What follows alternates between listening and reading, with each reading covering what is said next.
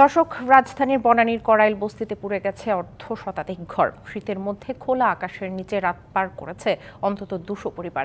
সেখানে বর্তমানে কি পরিস্থিতি রয়েছে তা জানাতে আমাদের সাথে যুক্ত হচ্ছেন সহকর্মী মাহমুদুল হাসান নাজিম। আমরা কথা বলছি তার সাথে। নাজিম, এই শীতের মধ্যে হতদরিদ্র মানুষদের আসলে ঘর পুড়ে গেছে, সহায় সম্বলহীন নিঃস্ব তারা। এই পরিস্থিতিতে তাদের বর্তমান পরিস্থিতি কি জানাবেন এবং প্রশাসনের পক্ষ থেকে তাদের কোনো সহায়তার আশ্বাস দেওয়া হয়েছে কিনা জানাবেন আমাদের। দিশা, আসলে আপনি যেটি বলেছেন যে শীতের মধ্যে যে তারা গত একটি রাত কাটিয়েছে, এটি নাকি তাদের কাছে বিভীষিকাময়ের মতো ছিল, যেটি আমি আসলে তাদের কাছ থেকে জানতে পেরেছি যে আসলে এখন শুধুই তাদের যে দুদিন আগেও যে গতকাল তাদের ঘর বাড়ি ছিল, একটি অস্তিত্ব ছিল, সেই অস্তিত্বটি বিলীন হয়ে আসলে এখন এটি শুধুই ধ্বংসস্তূপে পরিণত হয়েছে।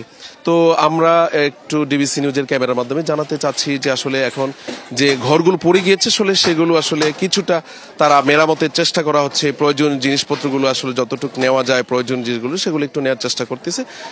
আসলে এখানে থাকার মতো যে উপযোগী থাকা খাওয়া সেই পরিবেশটি পর্যন্ত আর নেই। তো অবশ্যই তারা গত যে রাতটি কাটিয়েছেন এই শীতের মধ্যে একটি মানবেতর জীবনযাপন করেছেন। এখানে আমি বেশ কয়েকজনের সঙ্গে কথা বলেছি এবং একজনের সঙ্গে আমি কথা বলার চেষ্টা করব। আপনারা এই যে গতকাল ঘরটি পড়ে গিয়েছে, সেখান থেকে আপনি কি আজকে রাতটি কিভাবে কাটিয়েছেন? অবশ্যই শীতকাল তো খুব কষ্ট হয়েছে, মানে থাকা খাওয়া ঘুম খেতা বালি সব পুড়ে ছাই হয়ে গেছে। বসে বসে সারা রাত্র কাটিয়েছে, খুব কষ্টের মধ্যে তারা, আমরা আতঙ্কের মধ্যে কষ্টের মধ্যে জীবনযাপন কাটিয়েছে আজকে রাত্রি।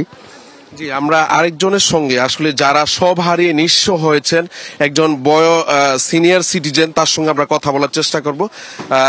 আসলে আমরা যদি একটু দেখানোর চেষ্টা করি, আপনারা এই পরিস্থিতির মধ্যে আপনারা কিভাবে রাত্রি যাপন বা এখন কিভাবে চলছেন? খুব কষ্ট হয়েছে, খুব কষ্ট হয়েছে। কাটা নাই, কাপড় নাই, কিছু নাই। আপনাদেরকে কোনো সরকারি সহায়তা দিয়েছে কিনা বা এখন পর্যন্ত আপনাদের সার্বিক কোনো সহযোগিতা? এমনি কোনো খানা বানা দিছে আর কি, এমনি খানা বানা দিছে। দিশা, আসলে যেমনটি শুনছিলেন যে এখানকার মানুষদের মধ্যে কিন্তু গেল যে রাতটি ছিল তাদের জন্য মানবতর ছিল, সেখানে আসলে থাকার জন্য বড় একটি চ্যালেঞ্জ ছিল।